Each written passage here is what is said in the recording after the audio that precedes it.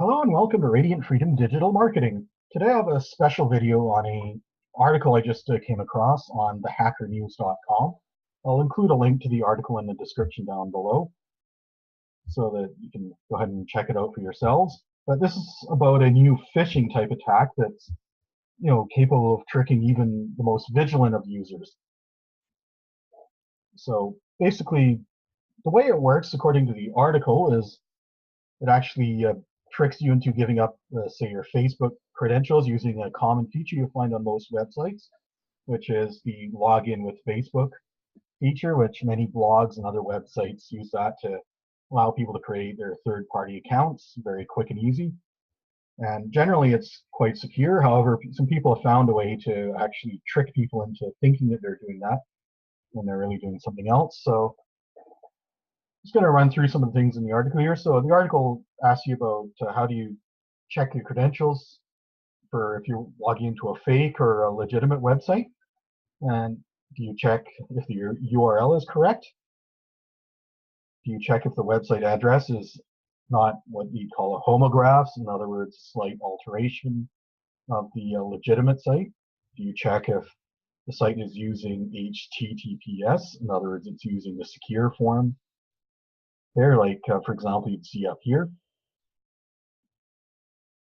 Or do you have browser software that automatically detects any kind of phishing or other insecure domains?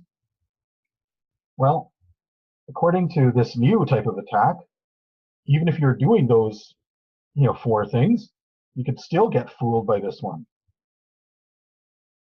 Because what happens is the hackers will actually use a fake version of the form that they create using programming code, and it looks just like a legitimate Facebook login pop-up, but it doesn't actually necessarily function the same way.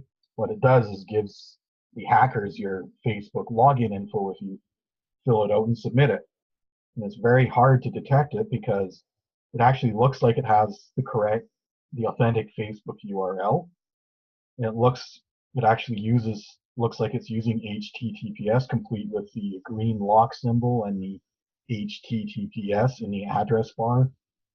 And it generally just looks like a legitimate form, like this one here. However, there is a way that you can detect these current types of attacks.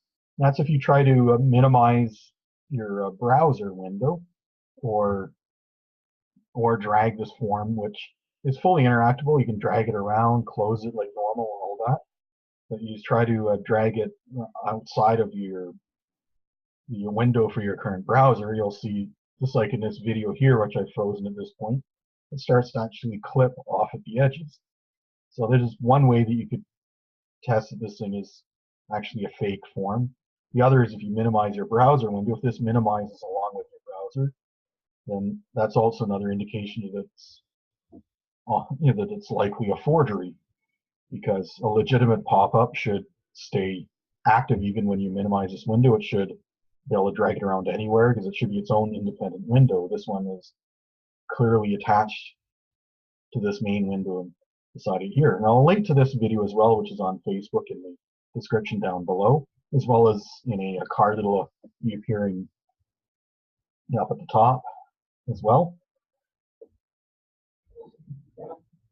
So basically, what you need to do is always be vigilant for these types of attacks. Now, the author of this article also recommends that you use what's known as two-factor authentication.